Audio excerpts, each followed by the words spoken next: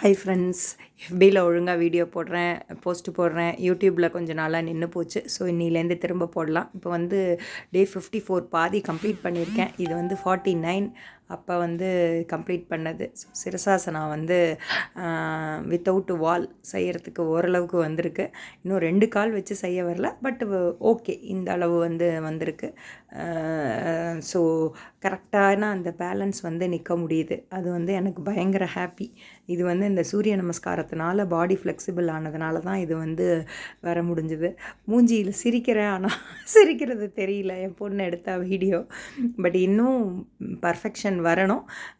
But எனக்கு இருந்த பிரச்சனைகளுக்கு சிரசாசனா இப்படி பண்ணுவேனா அப்படிங்கிறது ஒரு பெரிய குதிரை கொம்பாகவே இருந்தது. பட் இது வந்ததுங்கிறது எனக்கு வந்து அன்றைக்கி பயங்கர ஹாப்பியாக இருந்தது.